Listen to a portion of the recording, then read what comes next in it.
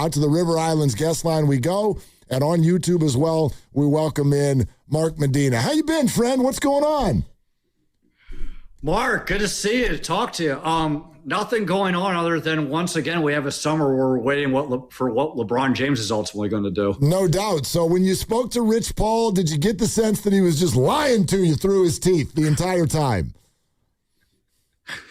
You never know, because I'm not a mind reader, but this was Friday afternoon, and I asked him point blank, how do you handicap this? He didn't have any answers. I asked, when should we expect a timeline? And he said, well, I don't think we're going to expect any time soon. So I drilled him on it. I said, well, is this going to be a month? Should we expect weeks, days? And he said, I don't think you're going to get a decision in the next few days. So your guess is as good as mine. But for what it's worth, this doesn't actually provide clarity. I think it actually just captures the intrigue and the uncertainty around the league. When you talk to different executives with other teams that have no horse in the race, there's a lot of mixed feelings. Some think the Warriors have the edge because of Steph and Draymond and the proximity to LA. And some say, Cleveland because of the farewell tour and the familiarity there. And some think Miami because of Giannis. So it's really anyone's guess. And what do you think? Like, being around LeBron enough to have a better gut guess than maybe most of us or all of us, like, what does your gut tell you that he's looking for?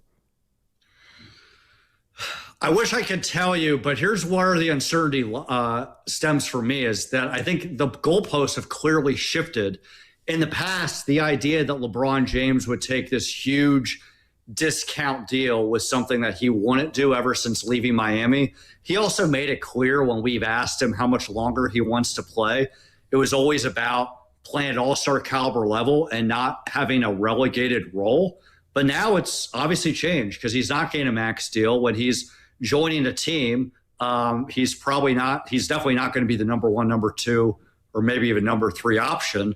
And so before this, my sense, talking to people, my own intuition, is I thought Cleveland was a non-starter, because even though the farewell tour would be a lot more organic because of his history there, the team has a flawed roster. And unless, they make some trades with Dennis Schroeder and do some cap flexibility to James Harden's new deal, they only have veterans minimum contracts to give, where I thought the Lakers, for all their imperfections, they would have more money to offer. But obviously that wasn't enough either. So I think the Warriors are still in the mix, but there's still a lot of ifs to that scenario. Mark, here's what I've been having trouble with the whole time, and maybe this is just a me problem, but the LeBron James I know orchestrates everything ahead of time always. And I'm having the hardest time buying the narrative that's developing here, which is he left the Lakers and had no idea what he wanted to do and is just sitting there listening to offers. Is that really what's happening? Because that doesn't sound like him to me.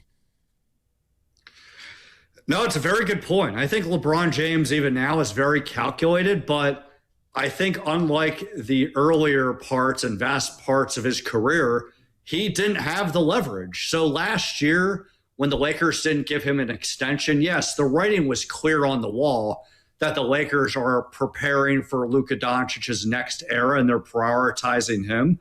But it was an ultimate game of chicken where the Lakers didn't want to lose him. They just want to keep him on their terms. And same thing with LeBron. So I think with all this, LeBron's still being calculated, but he's having to be adaptable because he's no longer in the driver's seat. I think the other thing that's fascinating, and take it for what you will, but when I was asking Rich Paul about everything, he likened LeBron James to Teflon, that like regardless of what decision he chooses, he's going to get criticism for it. He'll get praise for it. And in some respects, it almost doesn't matter anymore. And so as this pertains to the Warriors, when I've talked to folks, some immediately say, well, hey, the reaction was when Kevin Durant went to the Warriors, he got zero credit for any role with helping them win the championship and a lot of blame. And the identity was around Steph Curry, and the same thing would be with LeBron. But you look at the positives with that. He and Steph obviously have that Olympic experience. They can rekindle that. He and Draymond are now friends. Hour flight from the Bay. Because his team's older, they're probably going to not have as many practices and shoot-arounds. So there's a lot of times LeBron will still be in LA to be with family. So even if they're imperfect with their contention status, it could still be a fun experiment. And it's not like if he wasn't there, they would already be competing for a championship. So he at least improves the odds a little bit. So I think your central point, his thought process hasn't changed, but clearly the circumstances had. So if he's had to try to deal with this in real time a little bit. Is there enough still out there free agency-wise or trade-wise to where he can lay back and see what team shakes out and what team might still be competitive enough to where he could land there and make a big move? I can't think of anything only then if Anthony Davis gets traded, but I think the Washington Wizards have been pretty clear with their inaction and just talking to people familiar with their thinking is that they don't want to trade Anthony Davis. They have been trying to establish a veteran-laden team with this young core roster, hence why they re-signed Trae Young. Even though there's questions about his leadership defense, they feel like he has such a dynamic talent as a scorer passer, it can complement some of their young players. And they have some really good defenders like Alex Sarr and Bilal Coulibaly. So as this pertains to Anthony Davis, they know that there's questions about his durability, his consistency level, but I think they're pretty comfortable with it, all things considered, because they have a center in Alex Sarr that can play the 5, and Anthony Davis is more comfortable at the 4. And they have, I don't know if they're thinking playoffs yet after talking to Will Dawkins this past season, but clearly they're no longer a laughing stock in the NBA. They could actually build something. So, but outside of that, there's no dominoes. There's no major free agents that have to make decisions. Giannis Antetokounmpo has already been traded. And so this is obviously different than free agents of yesteryear era, where it was always these big guys making pitch meetings. Now, all those major decisions are usually done before free agency, or if there is a major decision, it's because of a trade with Giannis or Jaylen Brown. Mark Medina is with us, wrote a really nice article for Forbes after talking to LeBron James agent Rich Paul over the weekend. So, Mark, in that conversation, I wonder what your sense was here, because we've both been told this decision will be driven by a chance at another ring. We've also been told this decision is driven simply by LeBron's happiness. Are those two the same thing? And which one feels like the bigger deal to you after that conversation?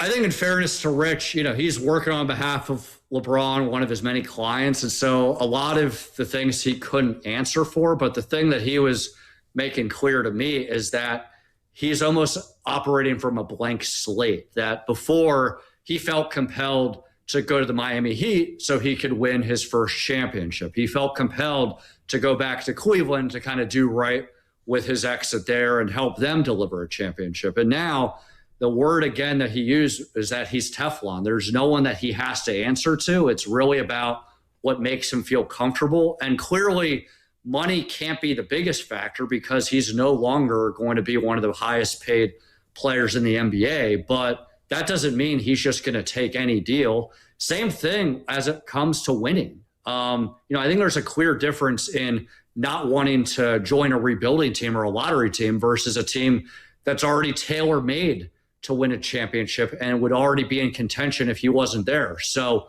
you look at the Knicks, you look at the Oklahoma City Thunder, the San Antonio Spurs. I'd be very surprised if LeBron would join any of those teams because they're already in the hunt. But the same token, you to look at any of the rebuilding teams, same idea. So as it pertains to money, if I had a guess, this is just my guess, he'd be more inclined going with a team that can offer him the mid-level or at least closer to the mid-level as opposed to doing a veteran's minimum. Because again, even though he's clearly going to have to make sacrifices compared to earlier in his career, that would be a huge jump from going to making $52 million one season and then a couple $1 million the following season. It seems a little far-fetched that he would go that far down, but I wonder about if you're looking at it from the outside and you look at this Warrior team, they're probably not a contender even if he comes here. Does that become the number one strike against a possible Golden State move? It very well could be, but it can also be intriguing because he can at least give the Warriors a little bit of an extra boost to make that run. And clearly, as we've seen, the Warriors, you never bet against them because they have Steph and Draymond, and it's about trying to make sure you can have as best health as possible. Now, there's a lot of questions on can you do that when you have so many players that have to be load managed with care, but they're not a team that's just going to be a laughingstock. And at the very least, this could be a fun team to play with, right? Your final year. I think the only thing that would leave me skeptical about the Warriors outside of the obvious is looking at the farewell tour. I think that he'll obviously still get a respectful reception, but it'll be so much different than he would be in Cleveland, where they have that connection. He has that history, where with the Warriors, there's literally zero history there. So a lot of complicated variables, but new ones that LeBron's weighing right now.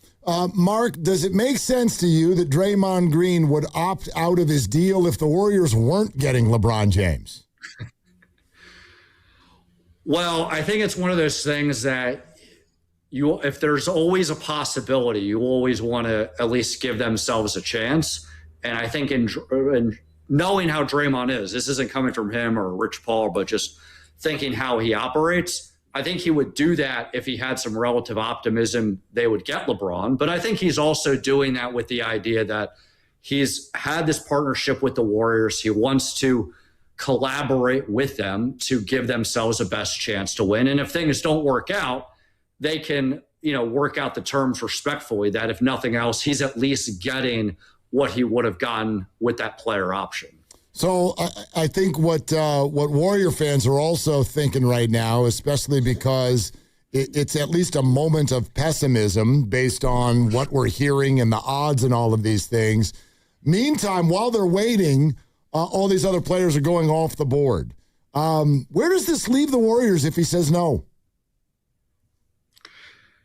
Well, like Warrior fans probably won't hear it, but it'll probably be the same as it has been in recent seasons, where the Warriors are saying, yes, we want to win, and we still have Steph Curry and Draymond Green. You have a chance, but we also want to protect the future. So the sense I get is that the Warriors are more inclined to want to keep their draft picks. They have draft picks in the first round from next season up until 2033. The only exception is in 2030. It's top 20 protected. I don't see them mortgaging those draft picks just to make another move. Now, here's another thought process, and I can understand why fans would disagree with it, is that they would counter, hey, we've made win now moves with Jimmy Butler, right? And when Jimmy and Moses Moody were healthy, they were in the mix, and they could run that back. Now, the quick counter to that, especially to Jimmy Butler, is that, well, he's coming off an ACL injury, and the Warriors know more than anyone with Klay Thompson that the first season you come back with an ACL injury, you're not the same player. That's always a gap year. And the following year very well could be another questionable year. So that's, I think, what understandably leaves some of the Warrior fans in angst. But I think the Warriors will counter, well, if there's no such great moves to make, why get rid of all these draft picks just to make a marginal upgrade? So that's where the Warriors are.